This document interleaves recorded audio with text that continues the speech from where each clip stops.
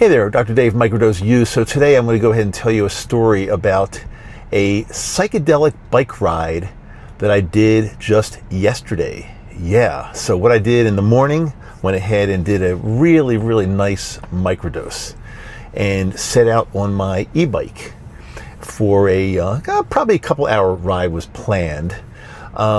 Feeling great. It was beautiful weather.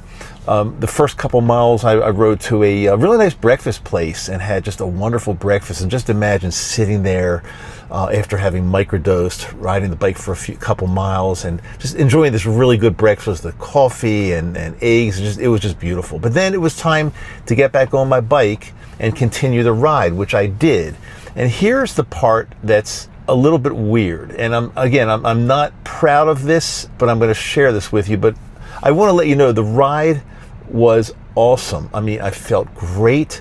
I think I dosed just enough to feel really good, but still totally be confident and in control and not in any type of dangerous situation whatsoever. I was totally fine. But the colors seemed a little more vibrant. I felt comfortable on the road. And everything was good. Everything was good until, hey there, this next part that's coming up is absolutely crazy, and I almost didn't put it in, but last minute I decided to include it. 5-second break here. If you want to know more about what we do at Microdose U, join us on Patreon. The link is always in the show notes, as well as my website, microdoseu.com. Now back to the show. I'm riding along this road. I wouldn't say it's a major road, but it's a 2-lane road going through a neighborhood. So there are definitely cars. There's some cars coming through. And all of a sudden, and there, by the way, there's a bike lane. So I'm in the bike lane. All of a sudden, out of nowhere, this little girl, which I'm going to estimate her age to be about 2 years old, no more than that. Seriously, no more than 2 years old. She came out of nowhere. She came out of some driveway or some kind of side road or something and crossed 2 lanes of traffic without looking, and then went right in front of me in the bike lane. I almost hit her. And she's on some type of a weird vehicle. I don't even know what this thing is. It's some kind of plastic 3-wheel type, I don't know, not tricycle, but I'm not sure what it was. But she's moving kind of quickly. And it's not motorized though, but she's powering it, but the girl is 2 years old or less. And if there was a car coming in the street, if there would have been a car coming, she would have been killed. There's no question. She just came right out in the street, crossing 2 lanes, and then right in front of and I'm on an e-bike, so I'm going fairly fast. And this is the part I'm not necessarily proud about.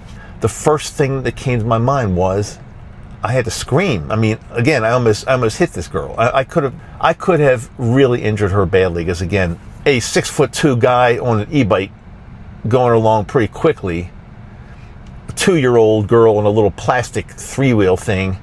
Yeah, I could have really hurt her very, very badly. So the first thing that came out of my mouth, and pardon me for this, I don't get mad at me because I wasn't thinking.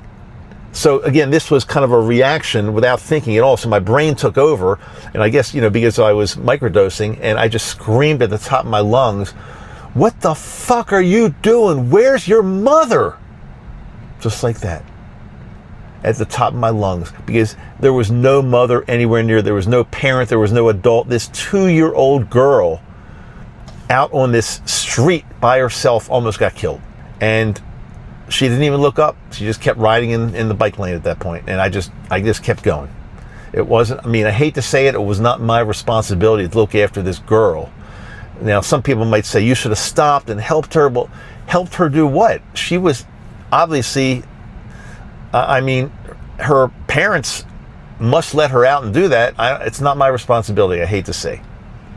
So I'm riding along, getting closer to my home now. And again, I've got probably 12, 13, 14 miles under my belt already. I got a couple more miles to get home. And next thing I see, there's this boy, probably about 11 or 12 years old, directing his, I guess, I'm going to just guess, older sister out of the driveway, backing up out of the driveway. And he's, saying, come on, you're okay, no cars are coming. Meanwhile, I'm coming pretty fast on my e-bike again, and this girl backs out of the driveway right in front of me. I had to put my brakes on because she didn't see me, and her brother that was directing her out of the driveway didn't see me either.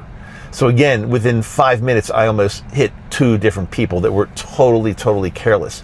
And again, the thing that came out of my brain, out of my mouth was, what the fuck are you doing? Now, her windows were up. I don't even know if she ever heard me. But again, remember, this was without thinking. When you're in a situation like this, you don't really think. You don't think, well, what should I say? I need to think about this carefully. No, when you're in a situation and your sympathetic nervous system takes over and you're almost going to crash and you're almost going to hit a 2-year-old girl and you're almost going to hit a car, you don't think about what you're going to say. You just blurt out the first few words you think, and especially if you're microdosing, probably that. I didn't have any filter. I just said again, I said to her, what the fuck are you doing? Pretty loudly. After that, I uneventfully rode the last 2 to 3 miles back to my house. No more situations like that.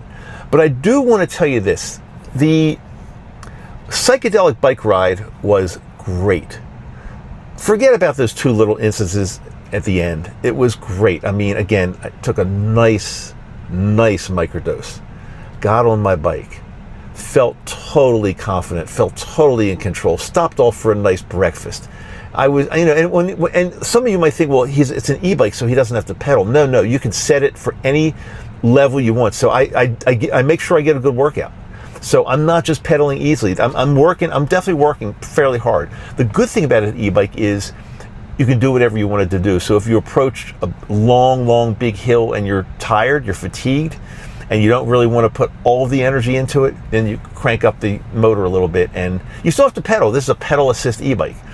But then you let it do its thing, and it assists you. It assists you in a situation where if you want to go up a steep hill or whatever. I love my e-bike. I've had it for several years now. I wouldn't ride any other bike right now, to tell you the truth. I've had all kinds of bikes throughout my life. I've been a bicyclist for decades and decades, and I've ridden all kinds: road bikes, gravel bikes, trail bikes, mountain bikes.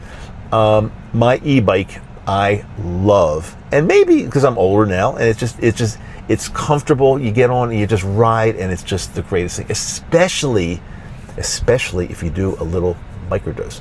Microdosing I found is very good for athletics, for sports. I microdose before I go to the gym sometimes. I microdose before I go skiing. I microdose before I take a nice walk. It's just a wonderful way to start off an exercise session, or some type of fitness thing that you're doing, or even out for a walk or gardening. It's just a wonderful thing. So I wanted to share this with you. Again, I know there are going to probably be a few haters. You're a horrible person. You yelled at a 2-year-old. Again, like I said, you don't think. You just do when you're in that situation. So don't come down too hard on me, guys. I also want to say this, that you are very valuable. I really appreciate you watching me or listening, whatever way you're doing this, and you matter a lot to me, and you matter a lot to everybody else here at Microdose U. I'm Dr. Dave. I will see you on the next episode.